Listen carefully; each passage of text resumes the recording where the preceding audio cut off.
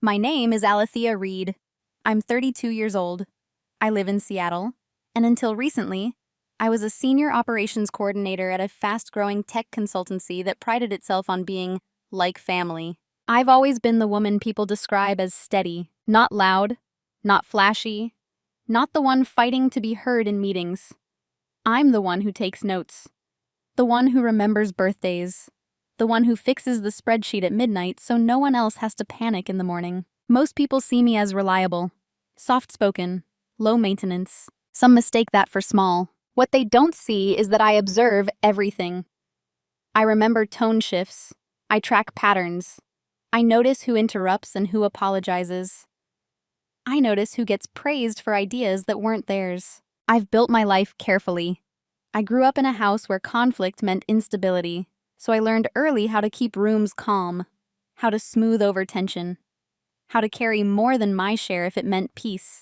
And for a long time, that skill made me valuable, until the day it almost cost me my wedding. This story isn't dramatic in the way people expect. No screaming matches, no glass shattering, no cinematic revenge speech. It's about a phone call, a threat disguised as urgency. A crisis meeting was scheduled while I was in my wedding dress. And the moment I realized that if I didn't draw a line, then I never would. My manager told me that if I didn't join the call, my job might not be there on Monday. He thought fear would bring me back to my laptop. Instead, I replied to the entire company. Global CC, every regional office, every executive, every HR contact. And then I walked down the aisle. This isn't a story about revenge. I didn't expose him to humiliate him. I didn't quit to make a scene. I didn't send that email in rage. I sent it because I was done negotiating my worth. Over the next hour, I'm going to tell you how I became the woman who could do that calmly. How years of small dismissals built to one clear decision. How silence turned from survival into strategy. And what happens when the person everyone underestimates decides to stop absorbing the cost. If you've ever been the dependable one, the one who gets the late calls, the one people assume will understand, have you ever wondered what would happen if you simply didn't? Before I was the bride who sent that email, I was something much smaller in their minds. I was the safe one. At work, that meant I was the person you looped in when you didn't want things to fall apart. If a client timeline slipped, I'd reorganize it. If two departments misunderstood each other, I'd translate. If a deliverable was late, I'd stay up and finish it, quietly, and let the more senior voice present it the next morning. No one ever introduced me as indispensable. They introduced me as Alethea will handle it. There's a difference. I worked at a mid-sized global consultancy, one of those firms that prides itself on being agile, lean, and not corporate. The kind where executives wear hoodies and call you by your first name while expecting the output of 3 departments. My manager, Daniel, liked to say I was his right hand. He said it warmly in meetings, smiling like it was praise. But what he meant was, you'll absorb the overflow. In performance reviews, I was described as supportive, team-oriented, and consistent. Words that glow softly but don't open doors. Meanwhile, louder colleagues were strategic, visionary, executive material. I learned early that when I spoke concisely, my ideas were often restated 5 minutes later by someone else, usually with more volume, and then adopted. The first time it happened, I assumed it was a coincidence. By the 5th time, I understood the pattern. But I didn't fight it. I told myself visibility wasn't everything. That stability mattered more. That my calm presence was a kind of leadership too. And to be fair, I was good at what I did. I built systems that prevented crises before they became emergencies. I tracked vendor inconsistencies across regions. I maintained a private archive of process updates so that when someone inevitably claimed, "We've always done it this way," I could gently produce the time-stamped contradiction. I didn't do it to trap anyone. I did it because accuracy felt like safety. Outside of work, I was planning my wedding to Michael. Steady, kind, and utterly uninterested in corporate hierarchies. He's an architect. He measures things in lines and light, not politics. When I told him stories about work, he'd listen quietly and then ask, "Why do they expect you to fix that?" I never had a good answer, because the truth was I had trained them too. I responded to emails within minutes. I joined calls outside my time zone. I rearranged personal appointments when urgent meant someone else forgot to prepare. I was dependable to the point of predictability, and predictability can become permission. No one at work thought of me as weak. That would have required noticing me deeply enough to form an opinion. I was more like infrastructure. The hallway lights don't get thanked. They just turn on. And if they flicker, people get annoyed. Looking back, I don't feel anger about who I was then. I feel compassion, because I genuinely believed that being indispensable would protect me. That if I made myself valuable enough, no one would risk losing me. That loyalty created security. What I didn't understand yet was that the more you normalize absorbing pressure, the more people assume you can handle more of it. And so when my wedding date approached, clearly marked on the shared company calendar for months, it didn't occur to me that anyone would test that boundary. After all, I had always delivered. I had always shown up. I had always said yes. Why would they think my wedding day would be any different? The first time Daniel crossed a line, it was so subtle I almost apologized for noticing it. It was a Thursday afternoon, late spring. We were on a cross-regional strategy call. London dialed in half awake, Toronto mid-coffee, Singapore near midnight. The usual choreography of global urgency. I had spent the week consolidating operational inefficiencies across 3 departments. Not glamorous work, but necessary. I had charts, trend lines, and annotated notes. I'd even flagged a compliance issue that could become expensive if ignored. When it was my turn to speak, I kept it concise. 3 minutes. Clear recommendations. Actionable next steps. Daniel nodded while I spoke. He always nodded. Then, 5 minutes later, after a louder consultant had taken the floor to comment on something unrelated, Daniel said, "Building on what Mark just said, I think we need tighter cross-department alignment and a clearer escalation pathway." It was almost word for word what I had proposed. There was a beat of silence on the call. My screen reflected my own face back at me. Neutral. Composed. Mark didn't correct him. Why would he? From his perspective, he hadn't claimed anything. I waited for Daniel to circle back. He didn't. Instead, he assigned me the task of drafting the implementation plan. "Since you're already close to the data," he added lightly. I muted my microphone and wrote the action items down in my leather planner. Blue ink. A small, tidy bullet point. That was the moment. Not dramatic, not explosive, just a tiny shift in the air. After the call, I sent Daniel a polite Slack message. "Hey, just wanted to clarify whether you'd like me to circulate the framework I mentioned on the call as well?" His reply came quickly. "Oh yes, that would be great. Thanks for pulling that together." No acknowledgement, no correction. No, sorry, I should have credited you. Just efficiency. I stared at the message longer than necessary. Not because I was shocked, but because something in my chest tightened. It wasn't about credit alone. It was about erasure. I could have pushed. I could have replied publicly in the thread, referencing my earlier comment. I could have reclaimed it. Instead, I told myself it wasn't worth the friction. I rationalized it. Daniel was under pressure. The call was chaotic. He probably didn't even realize. Intent matters, I told myself. And I've always been careful with intent. That evening, Michael found me at the kitchen counter. Laptop still open. Wedding invitation samples spread beside it. He asked how the call went. "It was fine," I said. And it was, technically. But that night, lying in bed, I replayed the moment in my head. The wording. The tone. The ease with which my contribution had been absorbed and reassigned. The next morning, I created a private folder on my desktop. I labeled it, Meeting Notes, Personal Archive. I didn't tell anyone.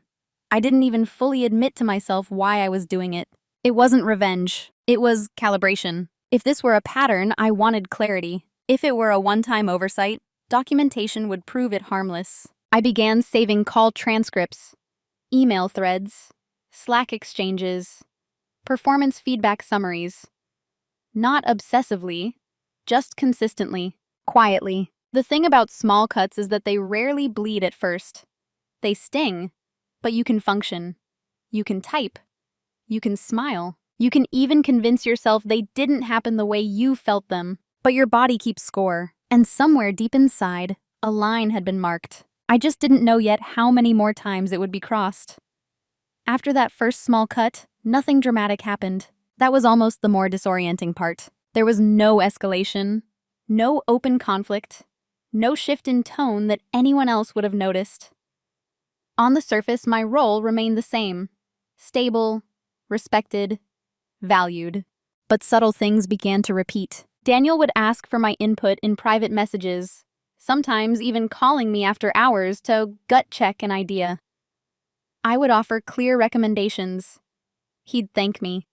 He'd sound relieved. Then in the larger meeting, those same recommendations would reappear, smoothed, reframed, delivered with more volume, and detached from me entirely. It wasn't every time, just often enough that I couldn't call it a coincidence. Once, during a quarterly review, I presented a process improvement plan I'd spent 2 weeks refining. Daniel interrupted midway through and said, "Let's not get too deep into the weeds," then redirected the conversation to high-level strategy. 10 minutes later, a senior consultant described the operational bottleneck I had been explaining, in broader, less precise terms. And Daniel leaned forward. "That's exactly the kind of thinking we need."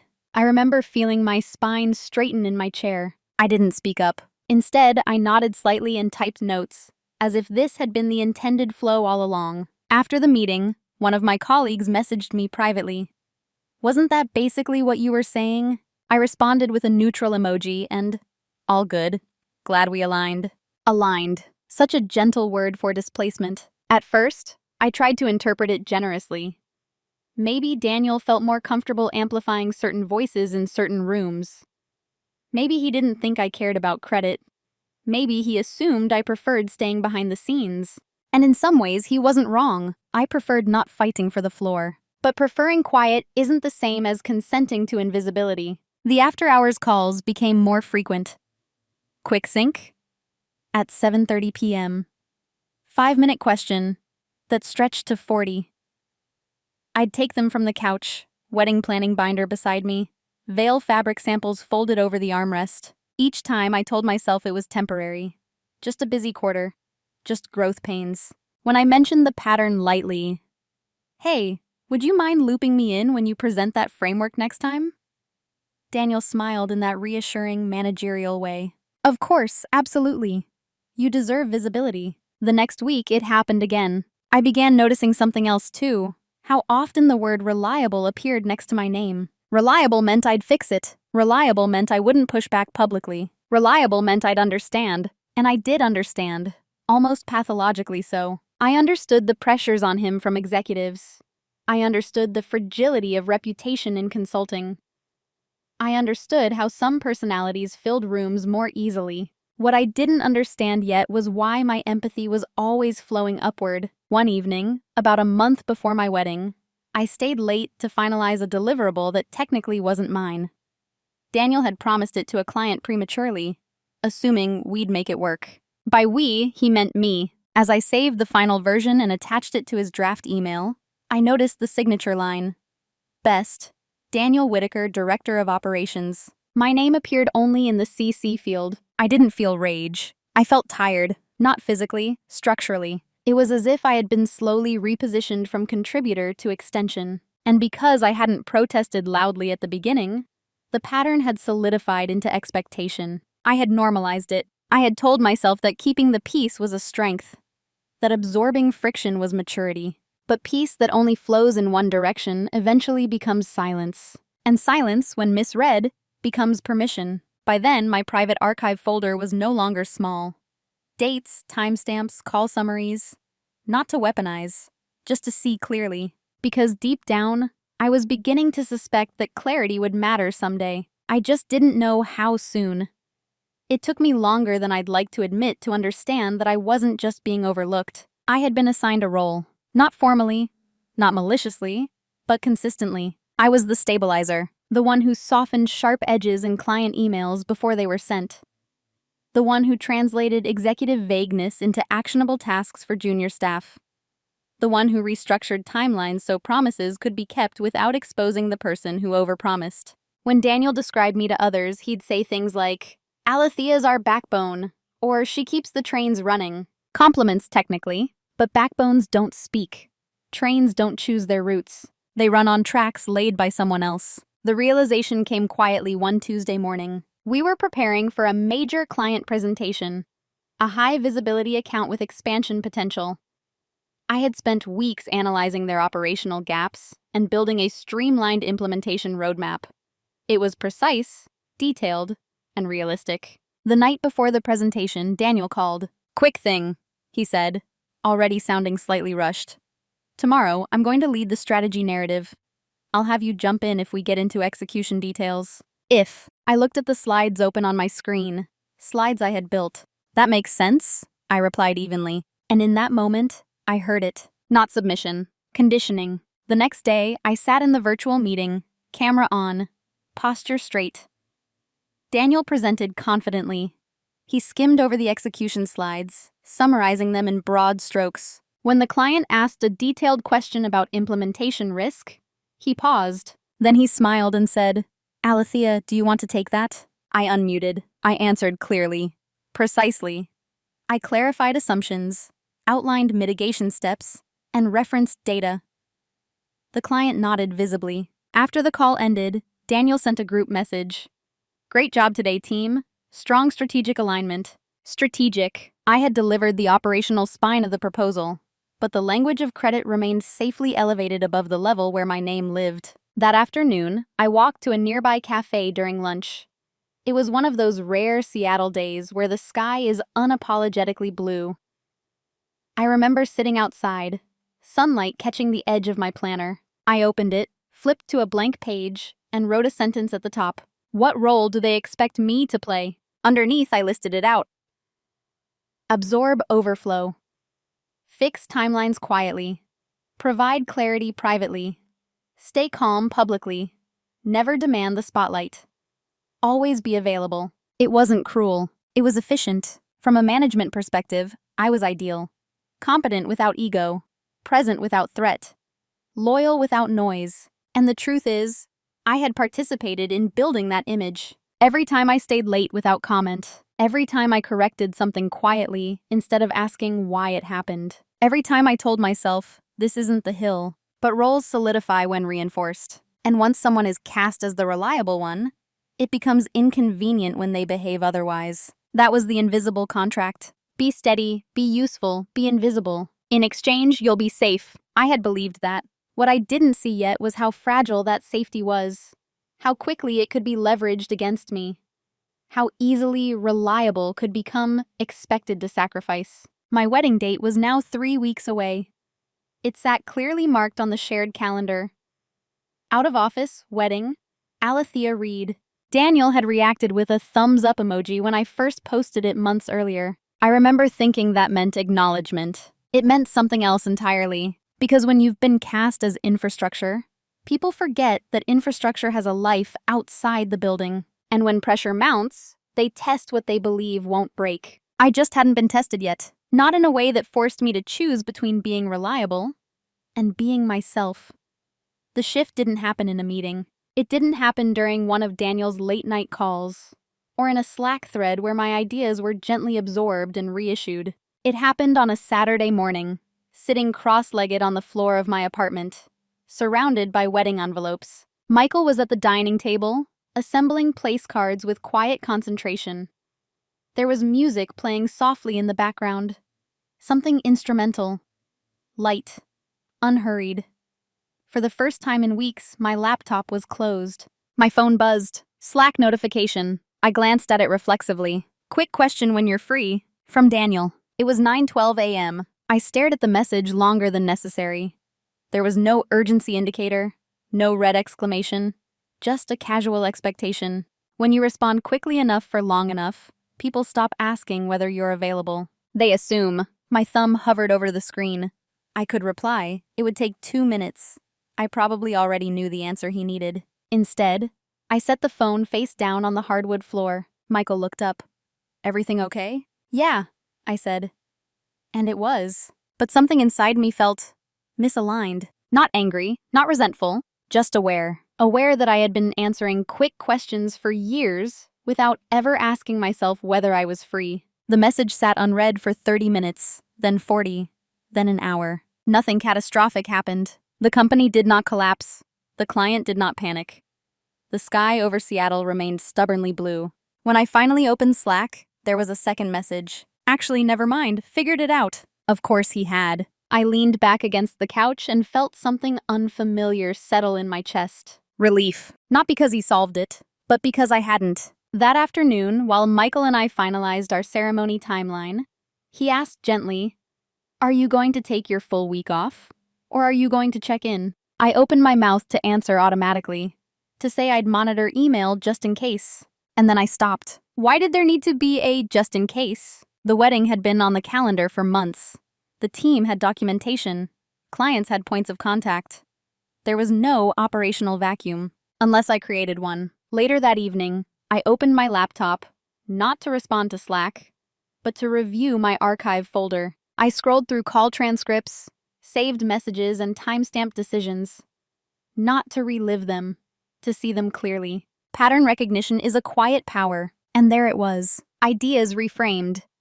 Credit redistributed. Urgency displaced downward.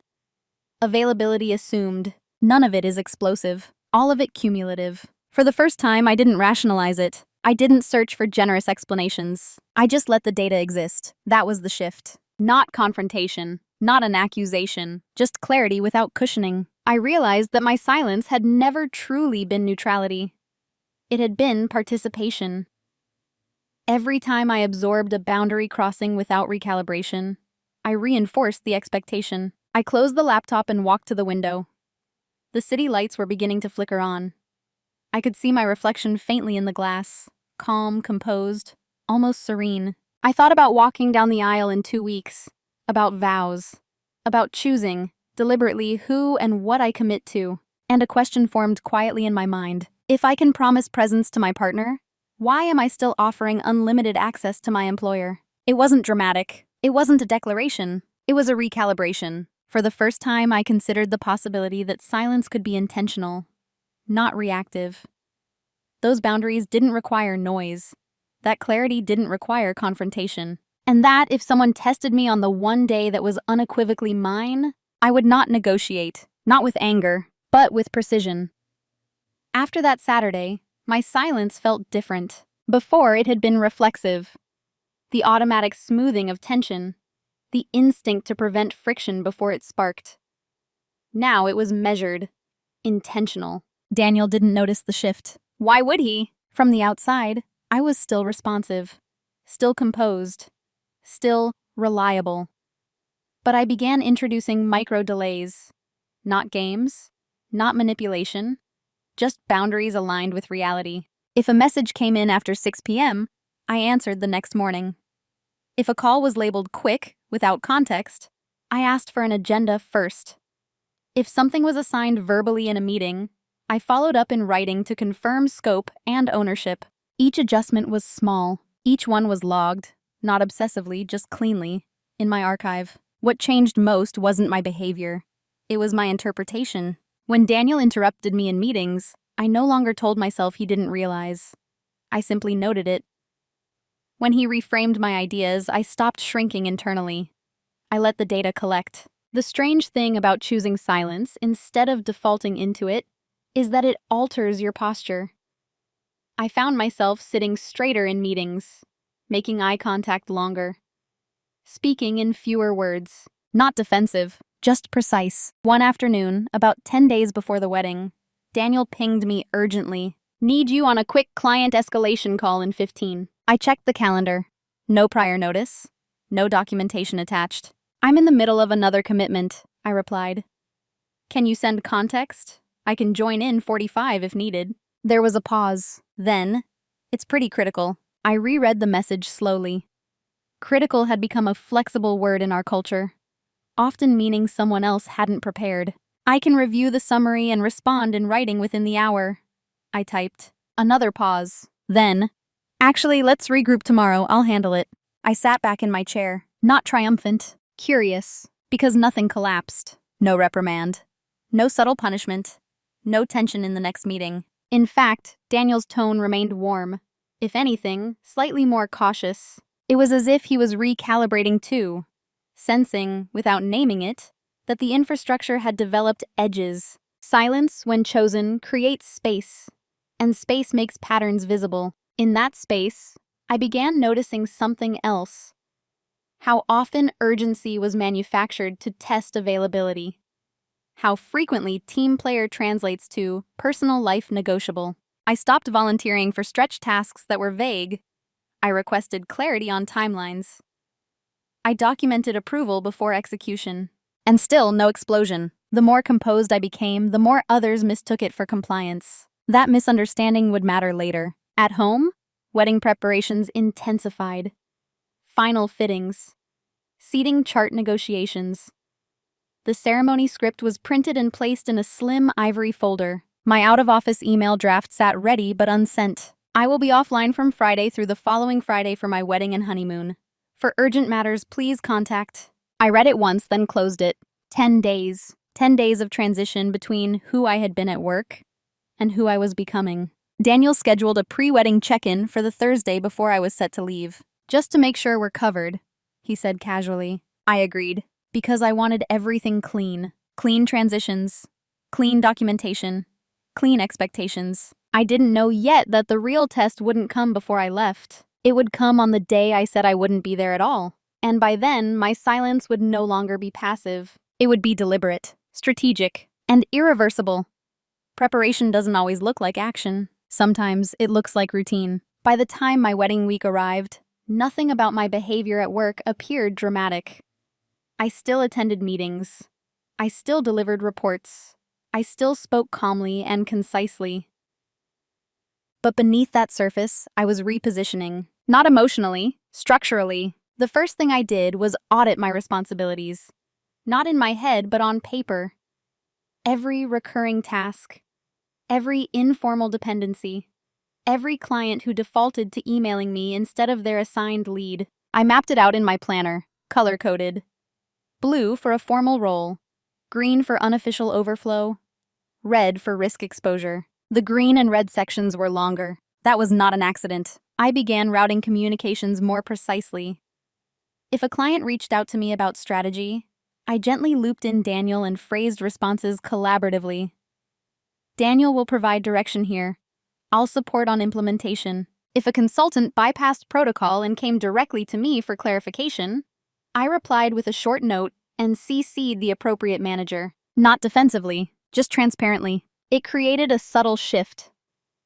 Work that once flowed exclusively through me began distributing back into its intended channels. No one commented, but I noticed fewer after-hours pings. I also finalized something else quietly, my documentation. My archive folder had grown substantially. Meeting transcripts, Slack threads, time-stamped drafts showing original authorship of ideas later presented differently.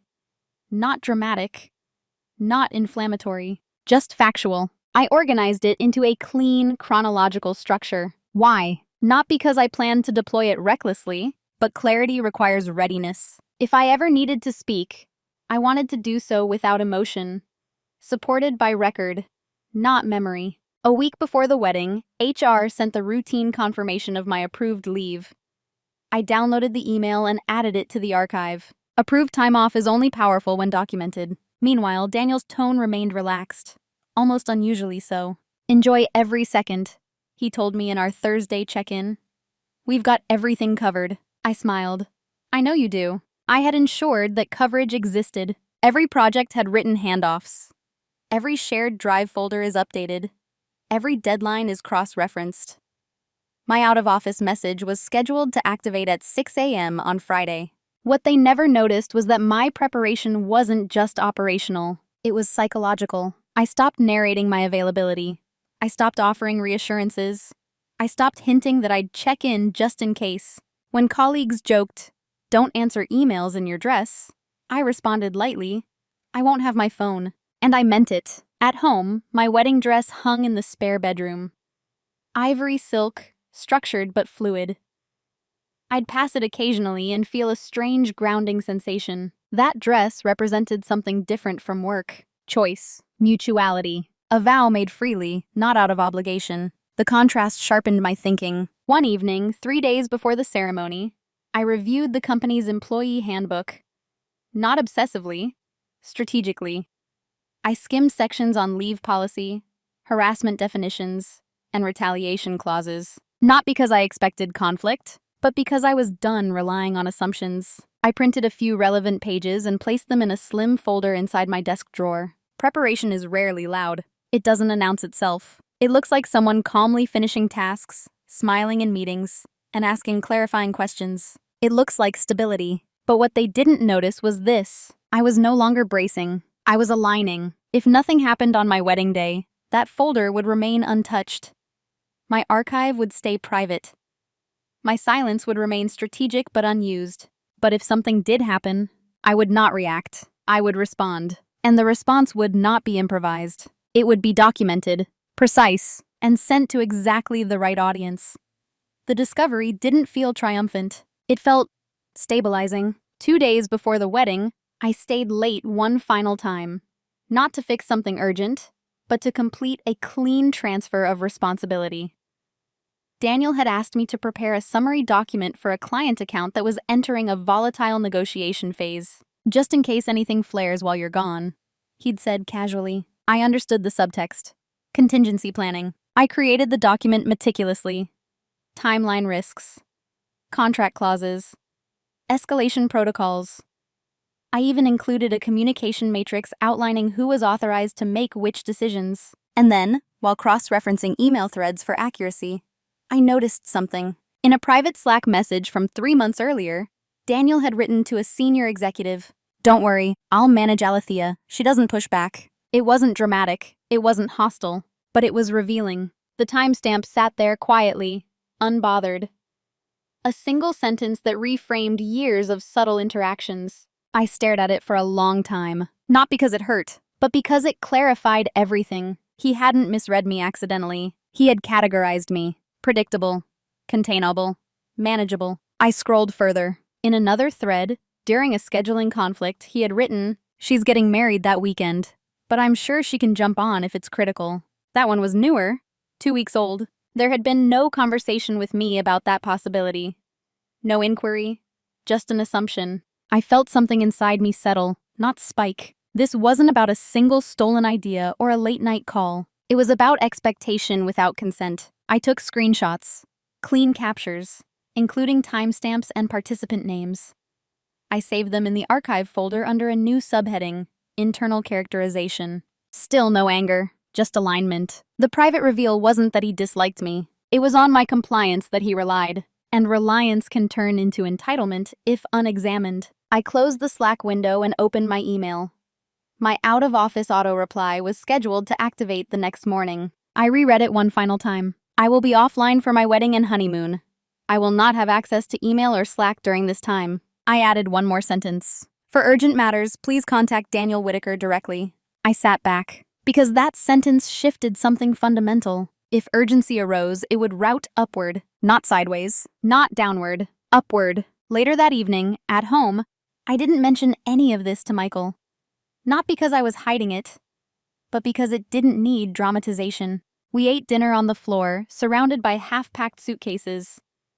He asked if I was excited.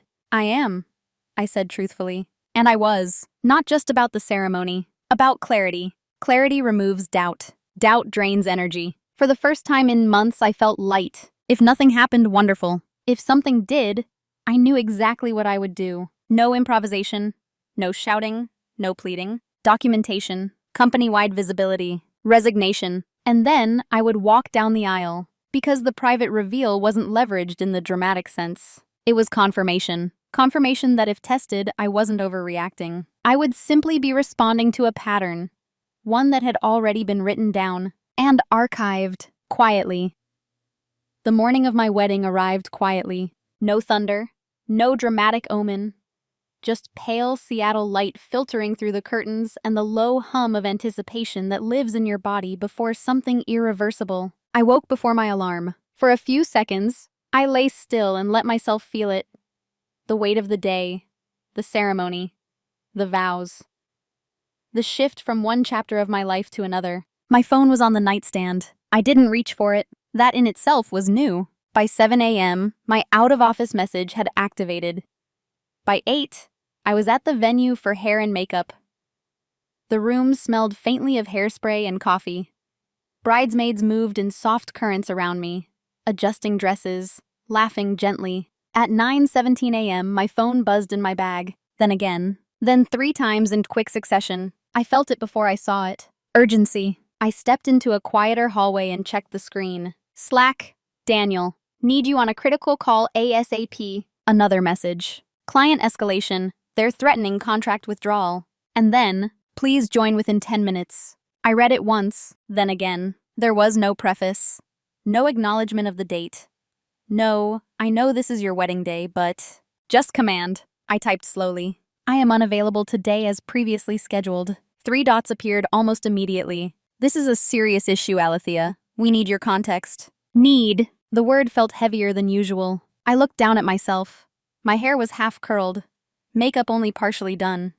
The ivory garment bag hanging nearby, waiting. For a moment, just a moment, the old reflex flickered. It would take 20 minutes, I thought. I know this account better than anyone. I could stabilize it. I could prevent fallout. And then what? The question rose calmly, not emotionally. And then what? Would the next boundary hold more firmly? Would the expectation diminish? Or would this confirm, once again, that my personal milestones were negotiable under pressure? My phone buzzed again. If you're not on this call, we'll have to reassess role reliability moving forward. There it was. Not explicit termination, but threat. Subtle enough to deny later. Clear enough to feel. I exhaled slowly. This was the decision point. I had options. I could join the call, solve the problem, and revisit the conversation later, risking the cycle continuing indefinitely. I could ignore the messages entirely and deal with the consequences after the honeymoon. Or I could do something irreversible. Not explosive. Irreversible. I walked back into the bridal suite. My maid of honor glanced at me, concerned. Everything okay? Yes, I said. And I meant it. Because in that moment, something inside me aligned completely. The documentation, the archived messages, the policy screenshots, the private Slack admissions, the pattern of normalized overreach. This wasn't about one call. It was about precedent. I opened my email. New message. 2. All staff. Global distribution list. CC. Executive leadership. HR department. Regional directors. Subject line. Resignation. Effective immediately. Boundary violation. Documentation attached. My fingers hovered over the keyboard. Calm. Precise. No insults. No accusations beyond what I could substantiate. Just facts. Timestamps. Direct quotes. Screenshots attached. And a single sentence in the body. I was instructed this morning to join a critical client call under implied threat to my role while in the process of preparing for my wedding, despite approved leave and prior documentation. This email serves both as a formal resignation and as a record of sustained boundary overreach. I didn't hit send yet. I reread it, removed any emotional phrasing, ensured accuracy, attached evidence. Then I placed the phone down beside the mirror. Because once I pressed send, there would be no recalibration, no softening, no returning quietly on Monday. I looked at my reflection. Composed, eyes steady, not angry, resolved. This wasn't revenge. It was alignment. And I had never felt more certain of a decision. I didn't press send immediately. That's the part people expect. The dramatic impulse, the emotional climax. But clarity rarely rushes. I sat in front of the mirror, my wedding dress now half-zipped, my phone resting on the vanity. The email draft glowed softly on the screen. Attachments neatly labeled. Screenshots time-stamped. Policy excerpts highlighted. Outside the bridal suite, I could hear low laughter and the muted shuffle of heels on polished floors. The venue coordinator knocked once to confirm timing. Everything was moving forward, and so was I. Daniel's messages continued to arrive. Are you joining?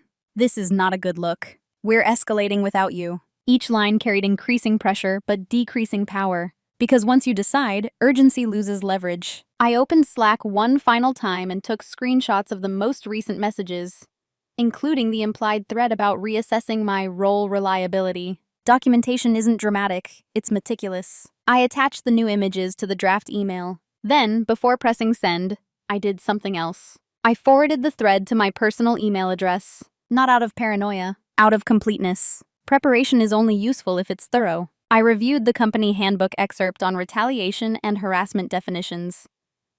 I ensured my language remained factual. No speculation, no emotional adjectives, just observable behavior and policy alignment. Then I added one final line to the email. All relevant correspondence is archived. I trust leadership will review accordingly. No threats, no ultimatums, just transparency. My phone buzzed again. Final call, Alethea. I felt my shoulders relax. There is something profoundly steady about knowing you are no longer negotiating your worth. I pressed send. No dramatic sound, just the quiet whoosh of an outgoing message delivered to hundreds of inboxes across time zones. Global distribution list. Executives in London, directors in Toronto, HR in Singapore, consultants mid-morning in New York. No one could quietly contain it. I turned my phone face down, not in fear, in completion. Within minutes, notifications began to stack. Incoming emails, Slack pings, missed calls. I didn't read them. The decision had already done its work. I handed my phone to my maid of honor. "Can you hold this?" I asked softly. She nodded, sensing something significant without needing details. The zipper closed fully at my back. The ivory silk settled into place. The weight of the dress felt grounding, not heavy. In that moment, I realized something important. I wasn't walking away from chaos. I was walking toward a choice. There were no guarantees about what would happen next. Legal conversations might follow. HR might reach out. Daniel might attempt damage control, but those were future variables. What mattered was this. I had responded proportionally. No public humiliation, no name-calling, no theatrical speech. Just facts, delivered at the moment the boundary was tested most aggressively. The music for the ceremony began softly in the distance. My father appeared at the doorway, eyes already bright. "Ready?" he asked. I smiled. Yes, because the silence that followed wasn't empty. It was resolved. And somewhere, across global offices, inboxes were opening. Leadership was reading. Daniel was realizing. And I was no longer infrastructure. I was the woman about to walk down an aisle. Phone face down, reputation intact, dignity undisturbed. The consequences had begun. I just didn't need to watch them unfold in real time. I didn't check my phone until the next morning, not because I was afraid, because I had made a promise to myself and to the man now asleep beside me, that this weekend belonged entirely to us. The ceremony had been everything it needed to be. Intimate, grounded, real. When I walked down the aisle, I wasn't carrying tension. I wasn't distracted. I wasn't replaying Slack messages in my head. I was present. And presence is a form of defiance when someone expects your fragmentation. By the time I finally turned my phone on the next day, the volume of notifications was almost abstract. Email, 147 unread. Slack, 63 direct messages. Missed calls, 11. I didn't open Slack first. I opened an email. At the top of my inbox was a message from HR, time-stamped 23 minutes after my resignation email had been sent. Subject: acknowledgement and immediate discussion request. Below that, a reply all from one of the regional directors. Thank you for bringing this to our attention. This requires urgent review. No defensiveness, no dismissal, just gravity. Further down, I saw something else. 3 separate emails from colleagues, people I hadn't expected to hear from. I'm sorry this happened. I've noticed similar patterns. Proud of you for setting a boundary. I read those slowly, not with satisfaction, with recognition, because the thing about systemic overreach is that it rarely isolates to one person. It relies on silence, on individuals believing their discomfort is singular. Then I opened the message from Daniel. It wasn't long. Alethea, I think this escalated unnecessarily. We could have handled this privately. I never intended to threaten your role. I was under pressure and needed support. I read it twice. The phrasing was careful, controlled, already defensive. Escalated unnecessarily. The language shifted a responsibility subtly, as it often had before. I didn't respond. There was nothing left to clarify. Another email arrived while I was scrolling. This one from an executive vice president I had spoken to maybe 3 times in my career. We were not aware of this communication this morning. Your documentation is thorough. We take these matters seriously. Take these matters seriously. The tone across leadership was consistent. Contained urgency. Controlled damage management. Formal gravity. And that told me something important. My email hadn't been dismissed. It had been disruptive. Not chaotic. Disruptive. Because it forced visibility. For years, I had absorbed friction privately. Now, the friction existed in the public record, time-stamped, distributed, impossible to quietly reframe. I scrolled through Slack next. Messages ranged from stunned silence to cautious support. Is this real? Are you okay? Wow. One message stood out. From a junior consultant I'd mentored casually. Thank you for showing it's possible to say no. I locked my phone. Not because I was overwhelmed, because I didn't need to consume it all. Consequences were unfolding, but they were no longer mine to manage. Daniel had lost something intangible overnight. Not his job, at least not yet, but control over narrative. His characterization of me as compliant had been contradicted publicly and calmly. Leadership had been forced to examine not just one message, but a pattern. And the most powerful part, I hadn't yelled. I hadn't insulted him. I hadn't exaggerated. I had simply refused. By midday, another HR email arrived requesting a formal exit interview and offering to discuss potential reconsideration. Reconsideration. The word almost made me smile, because the door they assumed I would want reopened had already closed quietly on my end. I looked over at Michael, who was sipping coffee by the window, sunlight catching the edge of his wedding ring. Everything okay?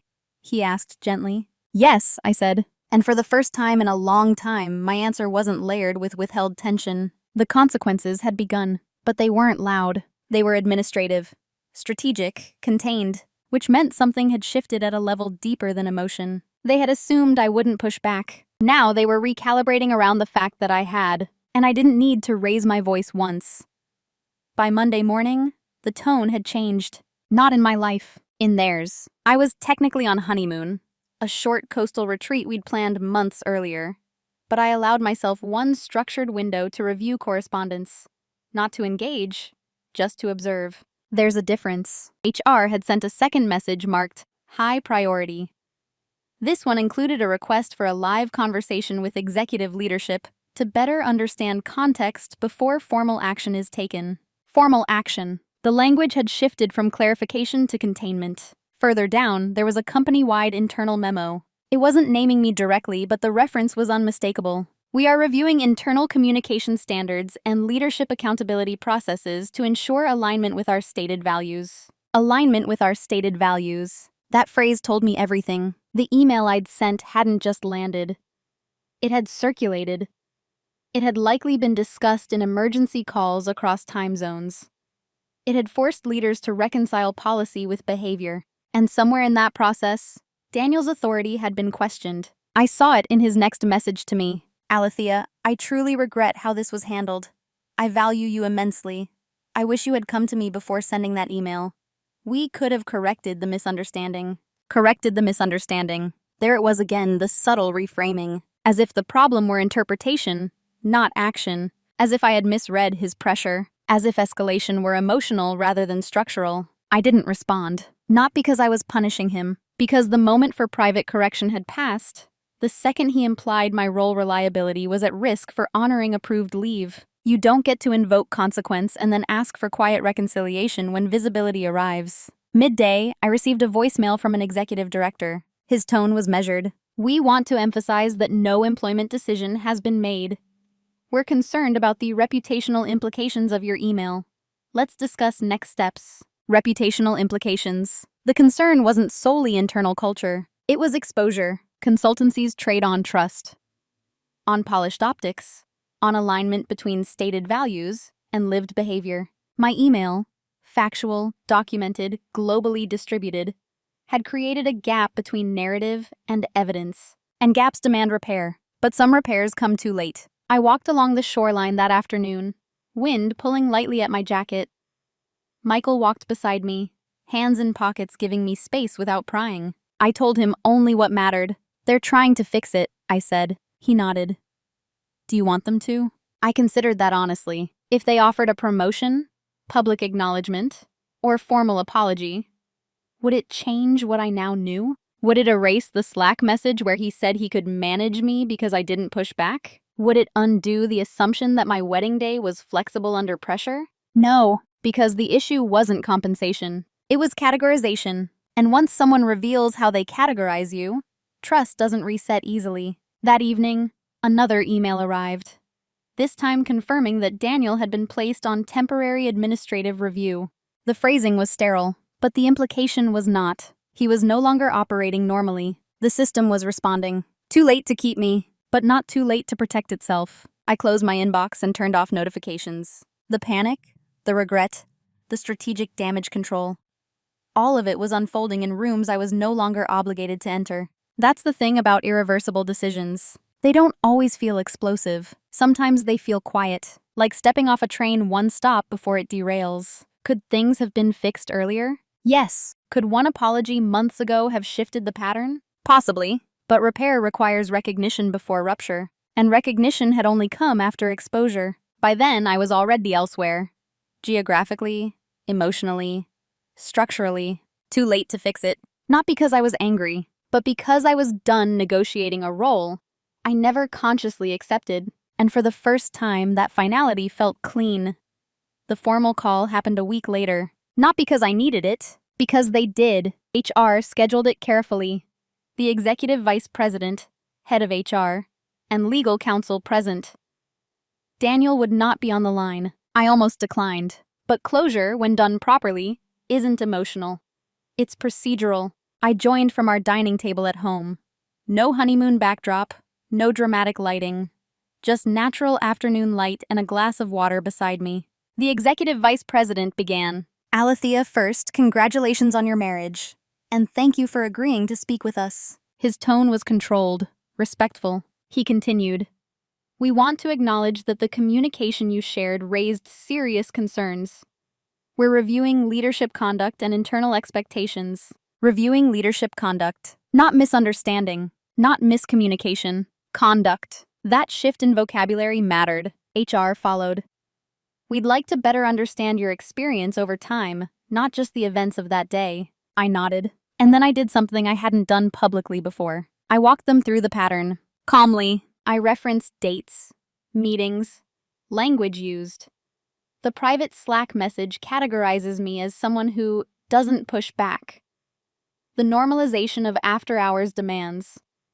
The implication is that role reliability was contingent on personal availability. No raised voice, no personal attacks, just sequence. When I finished, there was a brief silence on the call. The executive vice president exhaled slowly. This should have been addressed earlier, he said. Yes, I thought. It should have. They asked if I would consider rescinding my resignation pending internal restructuring. It was phrased carefully, attractive even. We see leadership potential in you, HR added. There may be a path forward here. Leadership potential. The same phrase that had hovered just out of reach for years. I felt no bitterness, only clarity. I appreciate the offer, I said evenly. But my decision wasn't impulsive. It was cumulative.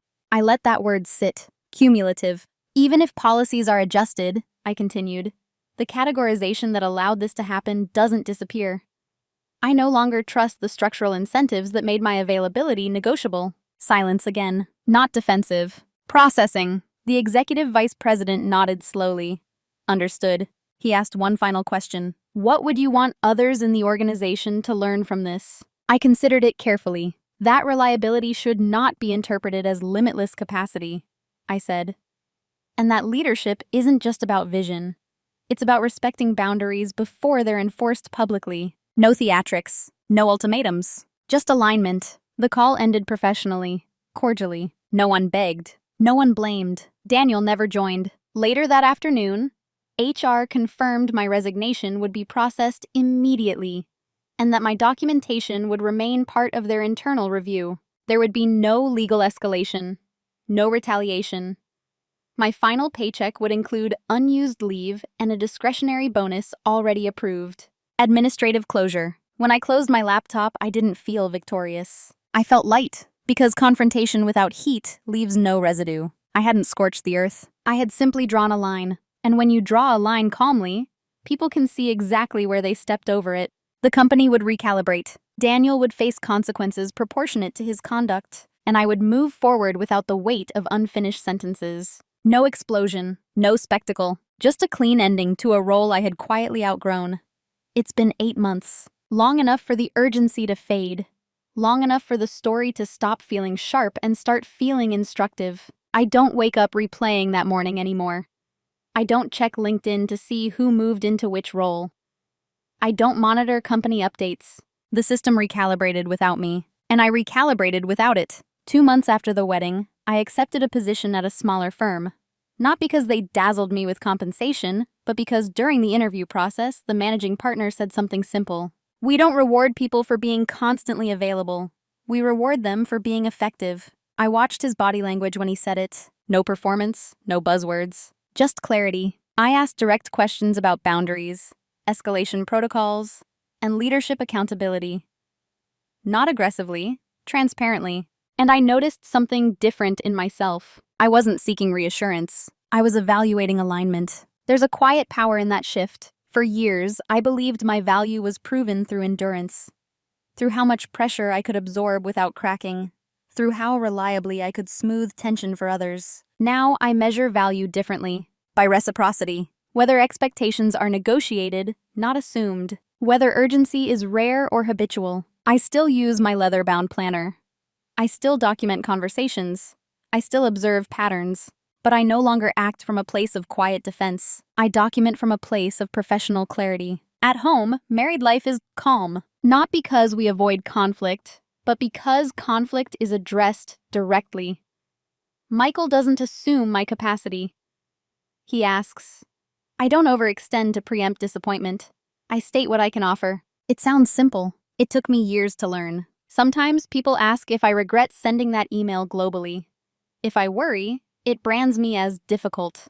I don't, because difficulty implies disruption without reason. What I did was proportionate, measured, transparent. And if a future employer interprets documented boundary enforcement as instability, that tells me everything I need to know about their culture. The most surprising change hasn't been external. It's internal. I don't rush to respond to every notification anymore.